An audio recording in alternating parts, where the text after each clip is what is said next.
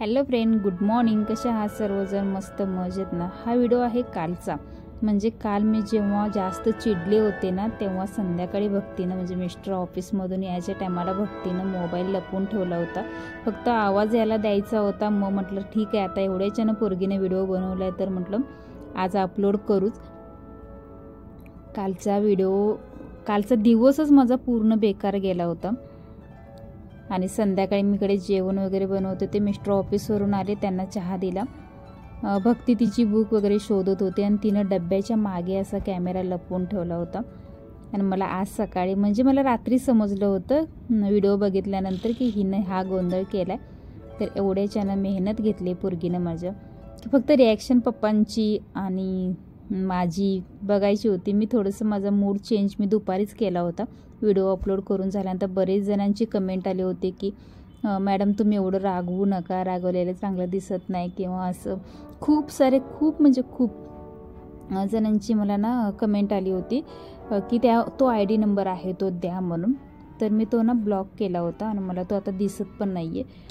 तर दिला असता मी तुम्हाला तो, काहीच प्रॉब्लेम नव्हतो. पण तो स्क्रीनशॉट काढून मी पाठवला असताना तर खूप वाईट भाषा होती, त्याच्यामुळं मी तो नंबर ब्लॉक केला आणि सगळं घालवून पण टाकलं. इकडे ना मी थोडीशी मिस्टर आल्यानंतर चहामध्ये ना मिस्टरांना खूप कमी साखर लागते आणि पावडर आणि आलं जास्त लागतं, म्हणजे तिखट असं चहा लागतो. तर ना थोडंसं इकडे साखर जास्त झाली होती. तर मिस्टर मला बोलले काय चहा केलेस ना तो पहिला पिऊन बघून. तर मी थोडंसं 1-2 असं घोट ना पिऊन बघितलं चहा, तर थोडीशी साखर जास्त झाली होती.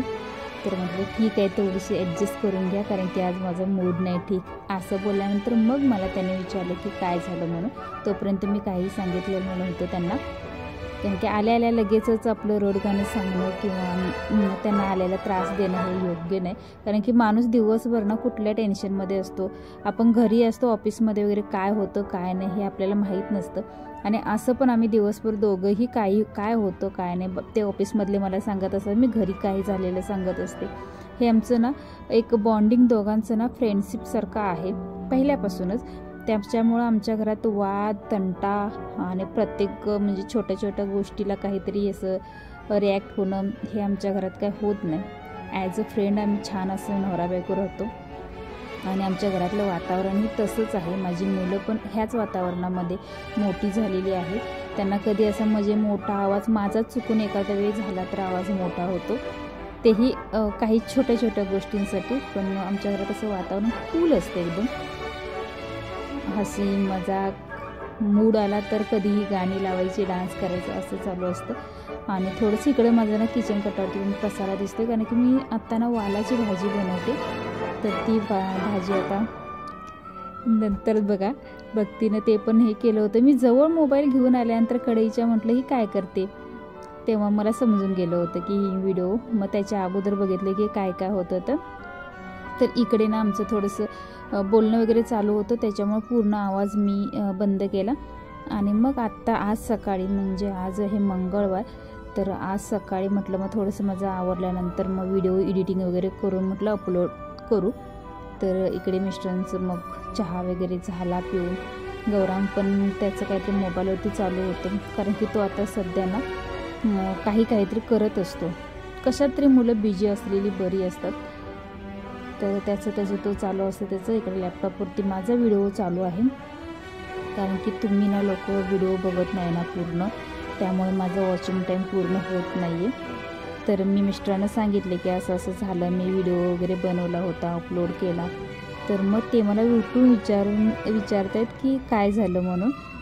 तर मग मी सांगितलं, थोडक्यात असं सांगितलं. म्हटलं ठीक आहे, तुम्ही रिलॅक्समध्ये बसा, मी तुम्हाला नंतर दाखवते पण काय झालं आणि मी व्हिडिओ काय अपलोड केला आहे वगैरे.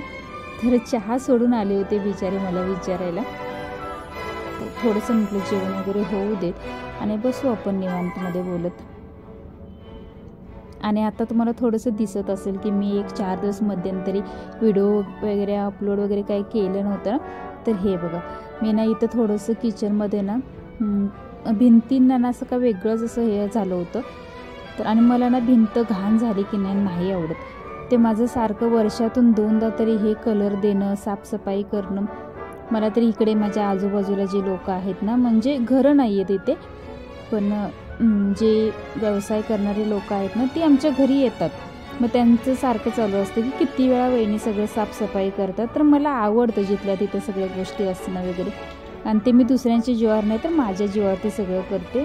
मी सगळं, मला त्रास झाला तरी चालेल, पण मला जिथल्या तिथे सगळं लागतं. तर इथे सगळं आमचं असं चालू होतं. त्यांना मी सांगितलं सुद्धा. आणि कालच्या व्हिडिओला थोडंसं मी एक वाक्य पण बोलली होती चुकीचं, तर त्याच्याबद्दल सगळ्यांकडून सॉरी. आणि हे बघा, इकडे ना मी वालाची भाजी बनवली, कोथिंबीर वगैरे सांगली, थोडीशी दुर्लक्ष करा. तर ही अशी वालाची छान भाजी बनवली. मसाला वगैरे काही घातलेला नाही आहे, फक्त वाल आणि थोडंसं एकच बटाटा घालून अशी भाजी केली. कारण की एका वेळेला ना थोडीशी भाजी करून तेवढंच संपलं ना जेवण, पुन्हा फ्रेश जेवण वगैरे करायला बरं पडतं त्याच्यामुळे. तर हा व्हिडिओ छोटासा, इकडे सगळे डबे वगैरे असे आहेत लावले. तर चला, बाय बाय, टेक केअर माझं देवघर.